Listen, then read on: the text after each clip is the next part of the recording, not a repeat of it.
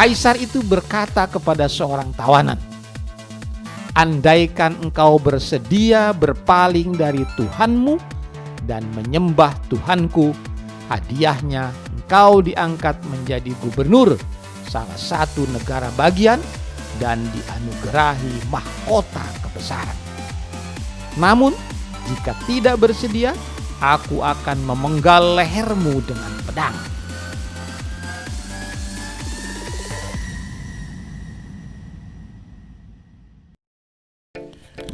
Lantunan ayat kepala terpenggal. Aliansi politik kekuasaan dengan model triumvirat pernah dipraktekkan Imperium Romawi sekitar tahun 60 sampai dengan 53 sebelum Masehi. 3 tokoh imperium bersekutu membagi koloni, yaitu Gnaeus Pompei Magnus menguasai Romawi sebelah timur, Marcus Licinius Crassus, orang paling kaya di lingkungan imperium, menjadi gubernur Romawi Suriah, dan Gaius Julius Caesar mengepalai wilayah Gallia yang sekarang ini meliputi kawasan Belanda, Luxembourg, Belgia, Jenewa, Perancis, dan Italia. Jejak Imperium Romanum di Suriah berupa bangunan yang menggabungkan arsitektur Yunani, Romawi, dan Persia bisa dijumpai di kampung Palmyra sebelah timur kota Damaskus.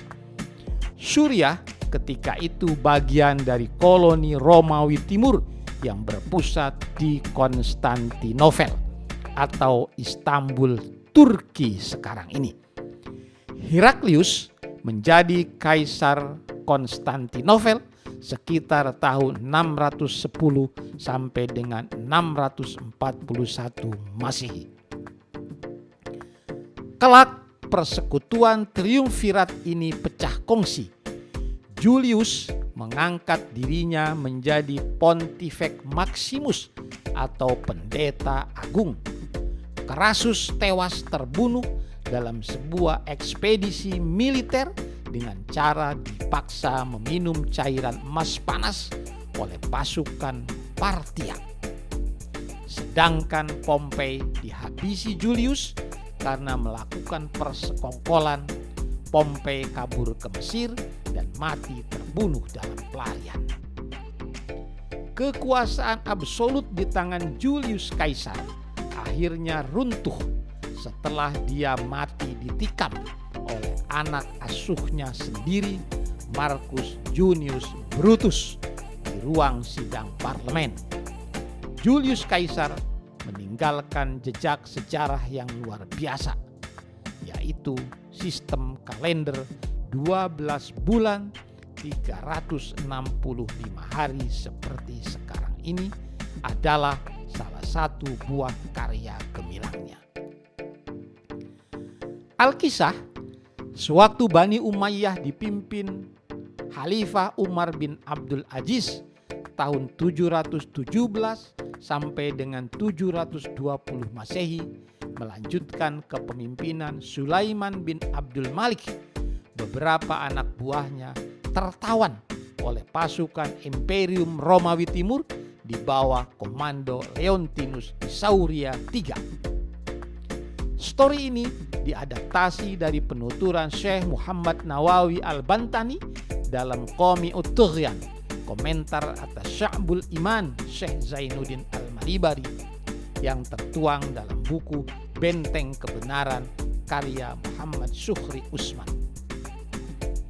Kaisar itu berkata kepada seorang tawanan, "Andaikan engkau bersedia berpaling dari Tuhanmu dan menyembah Tuhanku, hadiahnya engkau diangkat menjadi gubernur salah satu negara bagian dan dianugerahi mahkota kebesaran.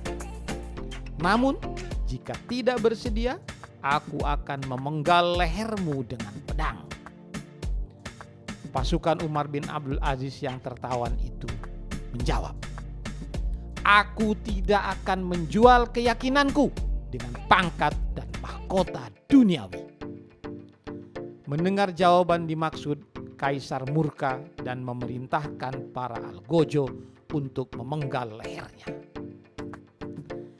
Apa yang terjadi setelah kepala itu putus terpenggal sungguh sangat mengherankan.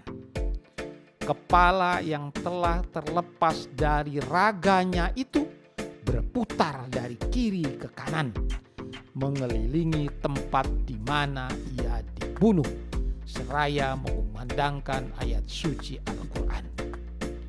Irji'i ila rabbiki radiyatan mardiyah fadkhuli fi ibadi wadkhuli jannati. Wahai jiwa yang tenang, kembalilah kepada Tuhanmu dengan hati yang ridho dan diridhoinya. Maka masuklah ke dalam golongan hamba-hambaku dan masuklah ke dalam surga. Subhanallah.